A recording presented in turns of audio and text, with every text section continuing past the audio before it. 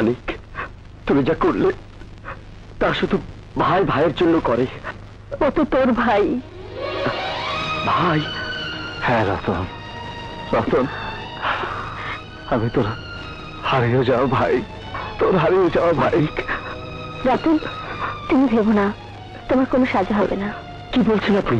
হ্যাঁ, তুমি সত্যি মারো নাই, ও পয়সা ছিল, ও বাবার বাধাতে বাঁচাইছিল, আমি ওরা শেষ করে দিচ্ছি। আমি তোমাকে কথা দিচ্ছি, তোমাকে আমি মুক্ত করবই। মা, মানিক, চলো মা।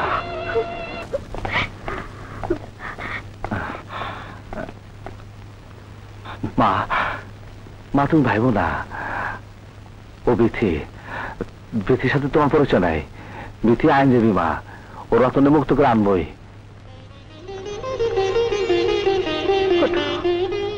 মা, আমি আপনাকে কথা দিচ্ছি, রতনকে আমি মুক্ত করে আনবই।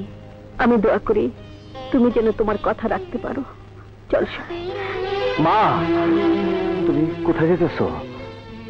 আমাদের গ্রামের বাড়িতে। না মা, ওইখানে গেলে তোমার বিপদ হইব, সুমির বিপদ হইব, সিকান্দারটা তোমারে। কিন্তু এখানে থাকলে তো আমার আরো বিপদ হবে। আদর্শবান একজন স্বামীর স্ত্রী হয়ে আমি একটা খুনি ছেলের ঘরে থাকতে পারি না। মা। হ্যাঁ, তোর সাথে আমি থাকলে আমার স্বামীর আদর্শকে কবর দিয়ে থাকতে হবে। আমি আমার সারা জীবনে যে সততাকে আঁকড়ে ধরেছিলাম, সেই সততা একটা খুনির বাড়িতে থেকে আমি শেষ করে দিতে পারি না। আপনি সব কি বলছেন? ঠিকই বলছি, তুমি বোধহয় সঠিক পরিচয় জানো না। ওর বাবাকে খুন করেছে। না না মা, এ সব মিথ্যা। মিথ্যে? তুই আবুলকে খুন করিসনি?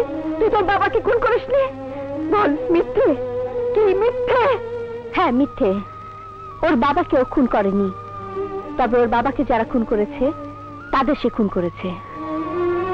ওর বাবাকেও সবচেয়ে বেশি ভালোবাসতো। সেই বাবাকে যখন সিকান্দারের লোকেরা নিষ্ঠুরভাবে খুন করে, খুনের দায় দায়িত্ব সব ওর উপর চাপিয়ে দেয়, এমনকি পুলিশও যখন ওকে ধরে নিয়ে যায়, তখন আপনার কাছে আশ্রয় চেয়েছিল, কিন্তু আপনিও তাকে খুনি বলে দূর দূর করে তাড়িয়ে দিয়েছিলেন। ও যদি খুনি হয়ে থাকে, সেই খুনি ওকে আপনি বানিয়েছেন। আপনি। চিৎকার করো না।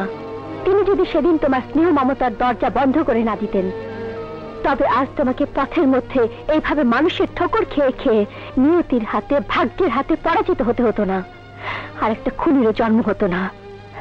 আমি বলতে চাচ্ছি, যদি খুনের দায় দায়িত্ব তোমার উপরে থাকে, তবে তার দায় দায়িত্ব তোমার মায়ের উপরে বর্তায়। বান্ডেল থাকলে প্রতি সেনমানিতে টাকা বাঁচবে। বিকাশ সেনমানি বান্ডেল কিনে জিতুন প্রতি লেনদেনে।